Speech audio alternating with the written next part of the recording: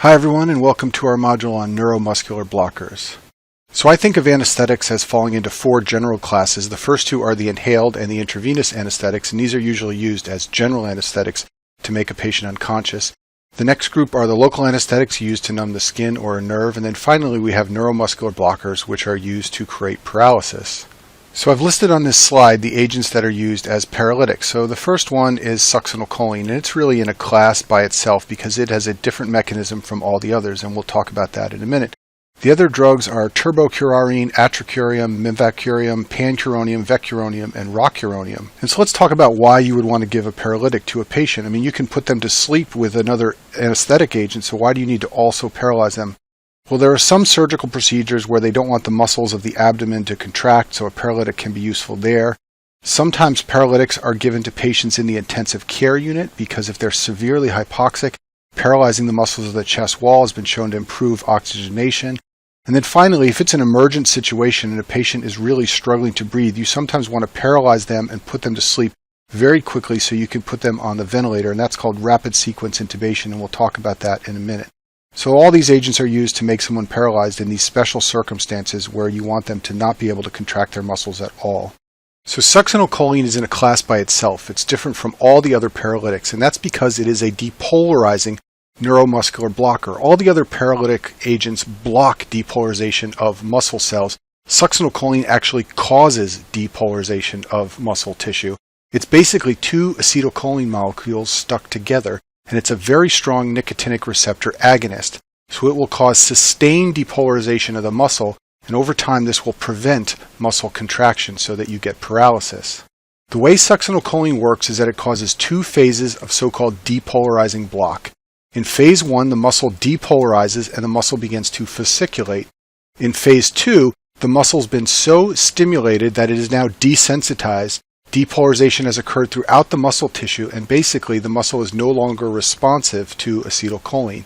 And that's how a depolarizing block of muscle contraction works. So let's talk about the two phases of depolarization in a little more detail. Phase 1 is called the depolarizing phase. So succinylcholine is going to depolarize the muscle tissue, and sodium channels will open and then close, and they will become inactivated. At this point, the membrane potential needs to reset so the muscle can work again. Now normally acetylcholine gets hydrolyzed very quickly by acetylcholinesterase, and then the muscle cell can reset and contract again.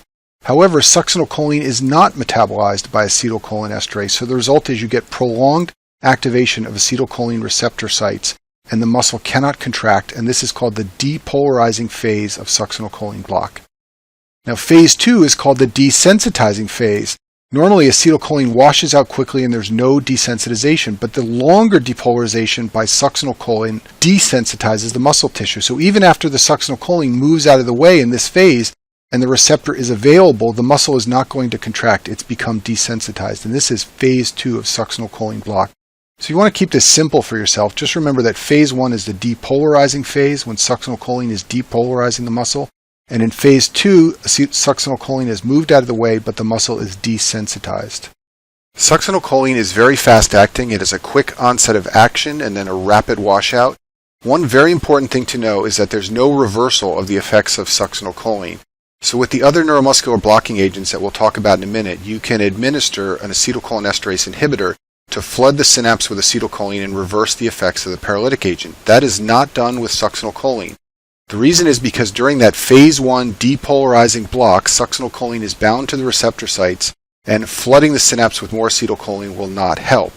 Now some textbooks will tell you that phase 2 is reversible, and while this is technically true, clinically no one reverses succinylcholine. The main reason is because the washout is so rapid that there's no reason to reverse it. The other reason is it's hard to tell the difference between phase 1 and phase 2 block when you're looking at the patient, so you don't know whether the reversal agent will work. The main side effect of succinylcholine is elevated potassium, and this is particularly dangerous in burn patients or dialysis patients or any patient who may have a high potassium at baseline. If you administer this drug and raise the potassium further, you can put the patient into cardiac arrest. And then the other dangerous side effect of succinylcholine is malignant hyperthermia. So let's talk about malignant hyperthermia. It's a rare, dangerous reaction that occurs after patients receive halothane, which is an inhaled anesthetic, or succinylcholine. These patients will wake up from surgery and they'll have a very high fever and muscle rigidity, and you should remember those two things because that's a classic presentation for a board question on malignant hyperthermia. They'll also be tachycardic and hypertensive. There will be extensive muscle damage, so potassium will spill out of their muscle, so will CK. The potassium can cause arrhythmias, the creatinine kinase can cause renal failure. And we think this happens because patients have a problem with something called the ryanodine receptor on the sarcoplasmic reticulum. This is a calcium channel in the sarcoplasmic reticulum of muscle tissue, and it's abnormal in patients who get malignant hyperthermia. We think it may be passed down in an autosomal dominant fashion. This receptor dumps calcium in response to these drugs, and the calcium leads to massive consumption of ATP as the sarcoplasmic reticulum tries to reuptake that calcium. All this ATP consumption leads to heat, and the heat is what causes the tissue damage, and that's why it's called hyperthermia, and it presents with a high fever. And you treat this with a drug called dantrolene, which is a muscle relaxant. Okay, so that's succinylcholine. Now let's talk about the other neuromuscular blocking agents, and these are called non-depolarizing because they don't depolarize the muscle the way succinylcholine does, and I've listed all of them right here for you. These are competitive antagonists that compete with acetylcholine for nicotinic receptors, and they produce paralysis by blocking acetylcholine from being able to do its job.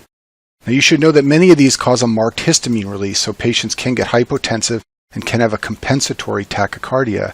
And you can reverse these drugs by flooding the synapse with acetylcholine, and the way you do that is by giving an acetylcholine esterase inhibitor, and that floods the synapse and bumps these drugs out of the way so the muscles can begin working again. Just for review, these are some of the acetylcholine esterase inhibitors that are sometimes given: physostigmine, neostigmine, pyridostigmine, and edrophonium. And we talk about these in the lecture on the autonomic nervous system. You should know about something called ICU weakness. So sometimes paralytics are given to patients on the ventilator in the ICU because it's been shown to improve oxygenation. So if you have a patient with a really bad pneumonia who's severely hypoxic, you can paralyze them, and it sometimes helps to get oxygen into their bloodstream. The problem is giving these paralytics is associated with prolonged weakness after they've been in the ICU. And ICU weakness is a big problem if you ever meet a patient who is in the intensive care unit for several weeks on a ventilator. They may recover from their acute illness, but never recover all the function they had before they got ill. And so people try to avoid paralytics because of this association. The other thing I want to tell you about is how you assess neuromuscular blockade. So if you have a patient who's put to sleep and you administer a neuromuscular blocking agent, how do you know if you've given them enough? And the way you do this is by testing them with something called a peripheral nerve stimulator. You give 4 impulses to a nerve and you see how much they react. So this is called the train of 4, and I've shown you a picture of it right here. You put these little stimulators on the patient's wrist, and then it sends a little electrical jolt and it makes the fingers contract. And this is how you assess neuromuscular blockade in patients under anesthesia. Your goal is to usually see them contract 1 time out of 4 stimulations or 2 times out of 4 stimulations. If their fingers never contracted in response to the electricity, that would mean that they are overblocked. And if they responded 4 times, that would mean they're not blocked enough. Okay, the last thing I want to tell you about is something called rapid sequence intubation. So if you're ever in the hospital and they call a code blue for a patient in respiratory distress, an anesthesiologist will come and do something called rapid sequence intubation. And what they want to do is make the patient sedated and flaccid as quickly as possible so that they can put a breathing tube in. And the classic way you do this is to first give an agent that induces anesthesia, and that is usually etomidate. Sometimes it's ketamine or benzodiazepines, but it's usually etomidate. And then you give an agent that causes paralysis. And this is the one place where they often use succinylcholine. People don't like to use succinylcholine because of the hyperkalemia and the malignant hyperthermia, and you can't reverse it. But it's very useful here because it has the most rapid onset and rapid offset. So this will quickly paralyze the patient, and then along with etomidate, the patient will be unconscious, and they can put the breathing tube in and get them on the ventilator. And then the effects of these 2 drugs will rapidly wear off, and then another sedative like propofol or fentanyl can be given as a drip in the ICU to keep them sedated while they're on a ventilator. It's very uncomfortable to have a breathing tube down your throat, so patients on a ventilator need to be on some kind of sedative as long as you're going to keep them on the breathing machine. And that concludes our module on neuromuscular blocking agents.